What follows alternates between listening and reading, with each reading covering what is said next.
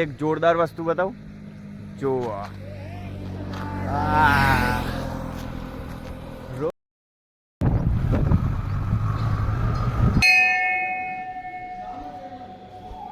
Good morning guys, સ્વાગત છે એક નવા બ્લોગમાં. તો આજે હું જઈ રહ્યો છું એક મંદિર જોવા માટે. બરાબર, અહીંથી કંઈક 130 કિલોમીટર જેટલું દૂર છે. બરાબર, તો બ્લોગમાં બન્યા રહેજો. હું તમને દેખાડીશ કેવું મંદિર છે. તો ચલો.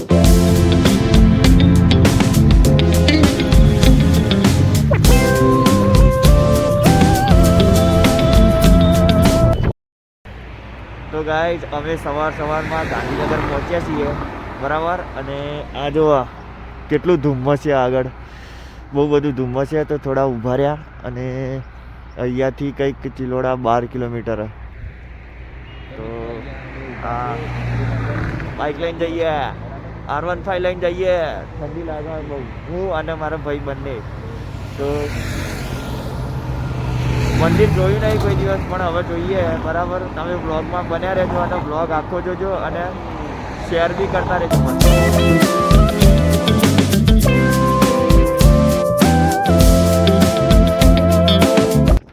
તો ગાઈસ, હવે થોડા પાછા ઊભા રહી ગયા છીએ. બહુ ઠંડી લાગે અને કેટલા પહોંચ્યા એ કંઈ ખબર નહીં, પણ જોઈએ. આ જો આ સીધો રોડ જાય અને આ જો સૂર્ય દેખાશે, હમણાં નીકળશે. જો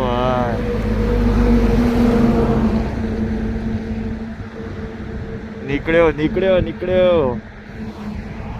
બહુ ઠંડી લાગે. રોડ જાય અને આ જો સૂર્ય દેખાશે, હમણાં નીકળશે. જો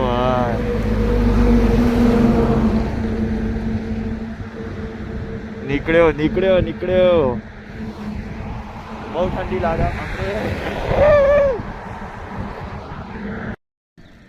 તો ગાઈસ, આપણે પહોંચી ગયા છીએ ગોભાઈથી થોડા આગળ. બરાબર, અહીંયા થોડા ઠંડક થાય, વિચારું ગરમ થઈ ગયું છે. આ જો સૂરજ આટલો ઉગી ગયો અને આપણે આટલા પહોંચી ગયા. બરાબર, આ છે બિરસા મુંડા ભવન. અહીંયાથી સીધું જવાનું છે ભિલોડા સાઈડ. બરાબર, ભિલોડા અહીંયાથી 1-2 કિલોમીટર છે. અને અમે લઈ લીધો છે નાસ્તો. બરાબર, હવે જઈએ છીએ મંદિરે. એક જોરદાર વસ્તુ બતાવું જો રોડ ટુ હેવન. જોયેલા ખાલી પાછળ દેખાય મોટો દરિયો, પાણી અને વચ્ચેથી રસ્તો જાય. જોઈ લો, આ જોવા વાદળ જોવા ખાલી.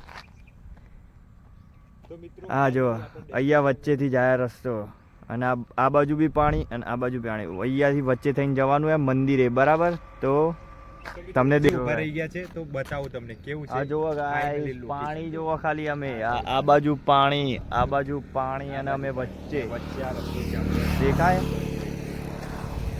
જોરદાર. બાકી વાહ. એક વાર આવો ખાલી, જન્નત. લોકેશન તમને કહું યુ.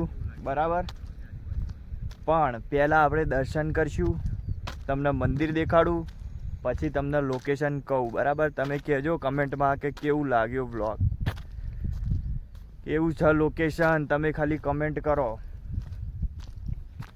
આ જો ઉપર વાદળ, આ સાઈડ જુઓ, આ સાઈડ જુઓ અને વચ્ચે રોડ. ગાઈસ, આપણે અહીંયા વચ્ચોવચ્ચ ઊભા રહી ગયા છીએ. આ જુઓ, આ બાજુ પાણી અને મંદિર જોવું હોય તો ત્યાં વચ્ચે છે. આ દેખાય ત્યાં વચ્ચોવચ્ચ મંદિર છે. ત્યાં જવાનું છે. પાણીની એકદમ વચ્ચોવચ્ચ મંદિર છે અને બંને સાઈડ પાણી અને વચ્ચેથી રસ્તો જાય. અને અમે અહીંયા ઊભા રહી ગયા છીએ. મજા આવે, જિંદગી હોય તો આવી. એકદમ ઠંડો પવન આવે અને હાય મજા આવી ગઈ. જોરદાર લોકેશન. જોઈ લો, આ પાણીમાં માછલીઓ ડૂબુક કરે. તો થોડી વાર અહીંયા ઊભા રહીએ અને પછી જઈએ મંદિરે, દર્શન કરાવીએ. મંદિર તમને દેખાડું. બરાબર, ભોલેનાથનું મંદિર. તો જઈએ હમણાં થોડી વારમાં.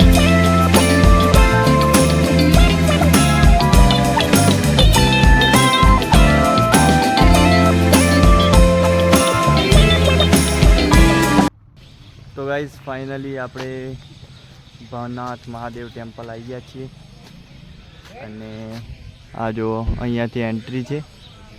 આ સાઈડમાં આ જો આ જૂના જમાનાનું છે અને અહીંયાથી એન્ટ્રી છે. આ જો આ મેન ગેટ છે, અહીંયાથી અંદર આવાય અને અહીંયાથી આપણે જઈશું અંદર. ચલો તો ગાઈઝ આ જો મંદિરમાં એન્ટ્રી કરી લીધી છે બરાબર. આ મંદિર છે એક. આ જો આ મહાદેવનું મંદિર છે. આ મંડપ છે શિવશક્તિ યજ્ઞ મંડપ અને આ બધા બીજા એક્સ્ટ્રા બનાવેલા છે મંદિરો. આ જો બહુચરાજીનું મંદિર છે, પછી શ્રી ચ્યવન ઋષિ આશ્રમ, પછી સૂર્યનારાયણ મંદિર છે.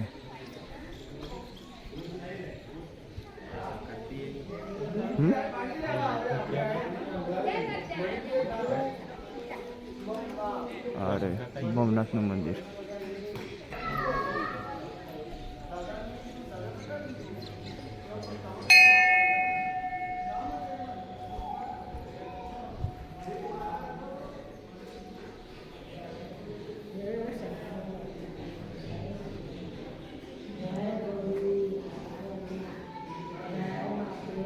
તો મિત્રો આ મંદિર છે એ પાણીની અંદર છે. તમે જોઈ શકો છો અંદર મૂર્તિમાં પાણી છે. આ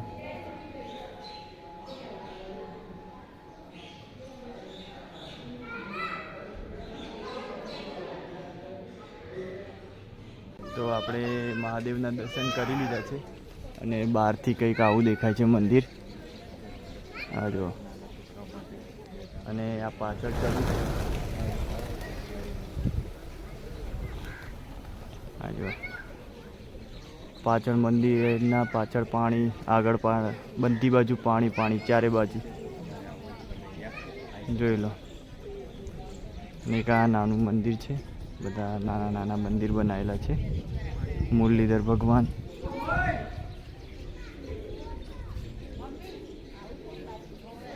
જો ચાલો તો મિત્રો ફાઇનલી અમારા દર્શન છે એ થઈ ગયા છે અને દર્શન કર્યા પછી અમે આ બાજુ બહારની સાઈડ આવ્યા છે. જો આ સાઈડ મંદિર હતું અને અમે અહીંયા નજીક આવી ગયા છે એકદમ ડેમ જોડે. નહીં, અને આ મંદિર ક્યાં આવેલું એ મંદિર? એ તો આ મંદિર છે એ અરવલ્લી જિલ્લો જે છે એ ભિલોડા તાલુકો લાગે છે અને ભવનાથ કરીને ગામ છે. તો આ ભવનાથ મહાદેવનું મંદિર કહેવામાં આવે છે. તો તમારે આવવું હોય તો તમે લોકેશનમાં નાખશો તો તરત તમને એક્ઝેક્ટ લોકેશન મળી જશે. આજુબાજુ પાણી હશે, વચ્ચે રસ્તો જશે.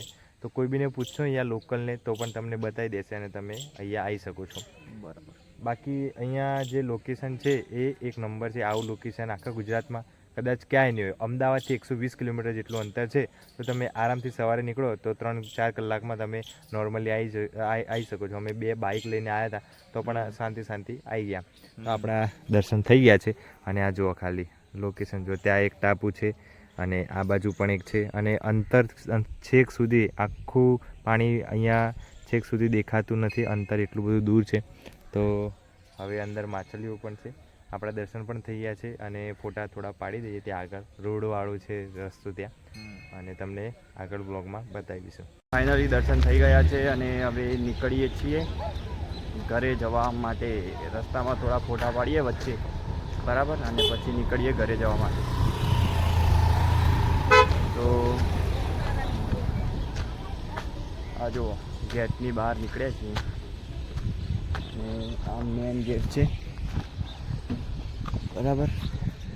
અને આ જો વ્યૂ કેવું છે જુઓ.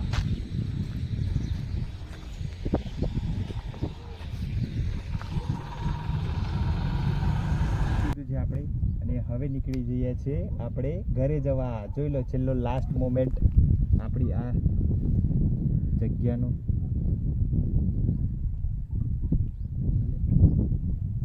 ફરીથી ઉતારવું પડશે.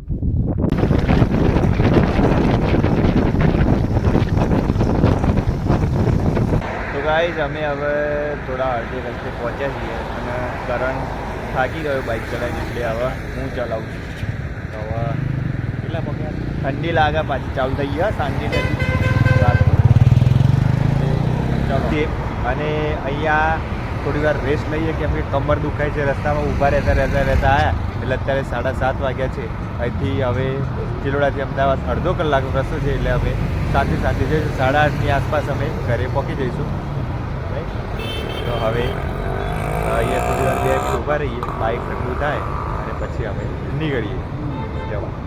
તો ગાઈઝ ફાઇનલી ઘરે આવી ગયા છીએ અને જમી લઈએ થોડું, અને પછી થોડું કામ કરી એડિટ બેડિટ કરી અને સૂઈ જઈએ. મળીએ નવા બ્લોગમાં. Bye bye.